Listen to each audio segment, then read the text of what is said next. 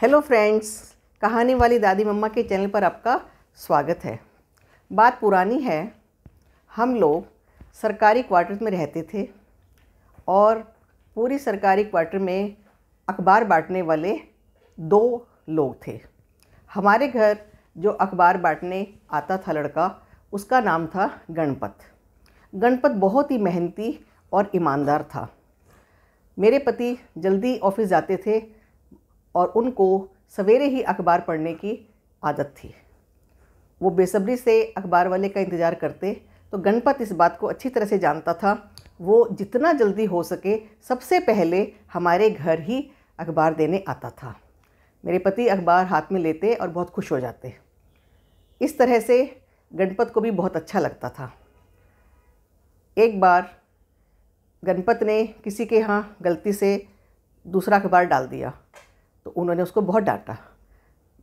मेरे पति देख रहे थे तो उन्होंने कहा कोई बात नहीं, गलती हो ही जाती है। इसी तरह से 2-4 दिन के बाद गणपत ने किसी के घर का डोरबेल बजा दी। वो लोग इतना बौखलाए और उसको इतना डांटा कि सुबह सुबह तुम इतनी जल्दी घंटी बजा देते हो। गणपत ने बल्कि कहा कि साहब, सब लोग कहते हैं कि जल्दी अखबार दे के जाओ। तो उसने कहा नहीं, हमारी बेल मत बजाया करो आप, और उसके मालिक से शिकायत कर दी। गणपत रुआंसा हो गया। पति सब देख रहे थे। पति ने गणपत को समझाया कि कोई बात नहीं, ये लोग नए आए हैं और तुम आगे से इनके दरवाजे पर ही अखबार डाल दिया करो। तो गणपत को थोड़ा अच्छा लगा। हमारे परिवार के साथ गणपत का एक आत्मीय का रिश्ता हो गया था, अपनापन सा हो गया था। धीरे धीरे समय बीतने लगा। गणपत चाहे कैसा भी मौसम हो, सर्दी हो, आंधी हो, तूफान हो, गर्मी हो, हर हालत में गणपत तेज़ तेज़ साइकिल चलाकर 4 किलोमीटर दूर चलकर जाता, साइकिल चलाकर अखबार उठाकर लाता और हमारे घर सबसे पहले अखबार देता। मेरे पति बहुत खुश रहते थे उससे। एक बार बहुत बारिश हो रही थी। गणपत भीगता हुआ अखबार लेकर आया और उसको सर्दी लग गई और वो बीमार हो गया। 8-10 दिन लग गए उसको ठीक होने में। और उन 8-10 दिन में जो दूसरा लड़का आया अखबार बांटने के लिए, उसने इतना परेशान किया कि कभी तो कोई दूसरा पेपर डाल जाता और मोस्टली वो लेट पेपर डाल के जाता। पति ऑफिस चले जाते।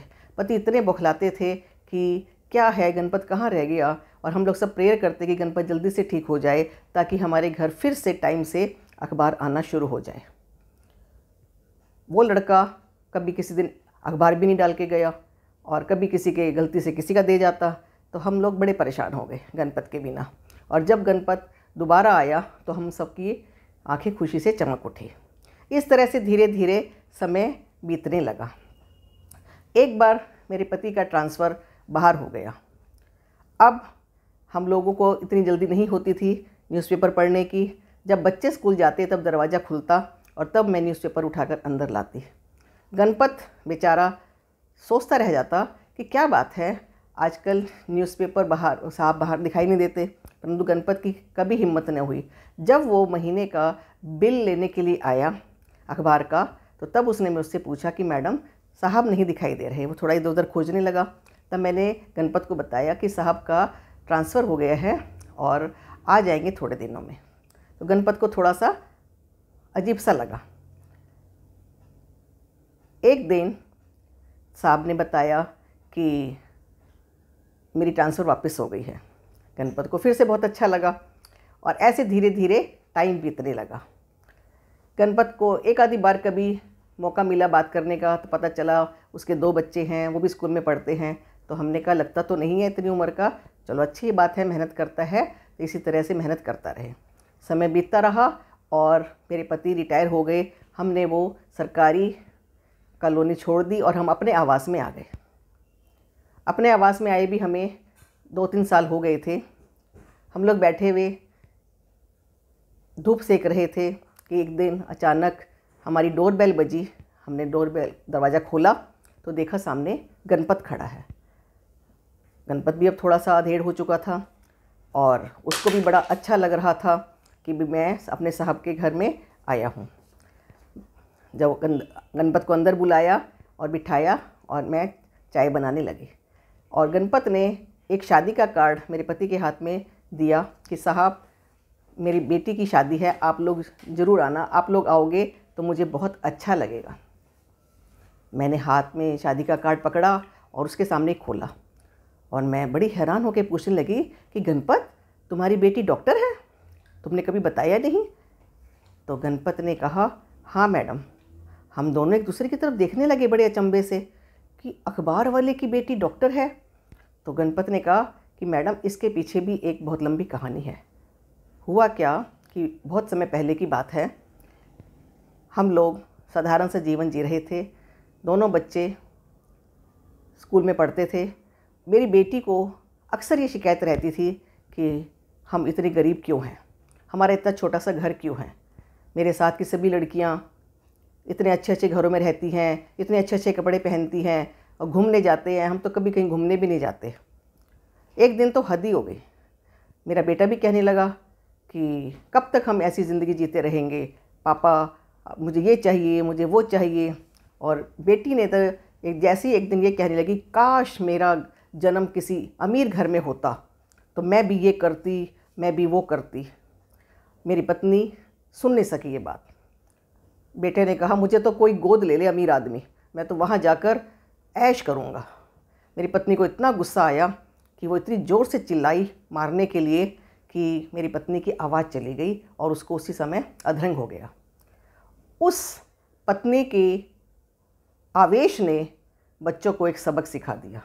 वो दिन था, बच्चों ने जी जान से अपनी माँ की बहुत सेवा करी। 3-4 महीने हॉस्पिटल में रही। दोनों बच्चे सबक सीख गए ज़िंदगी का कि माँ के बिना तो कुछ भी नहीं है।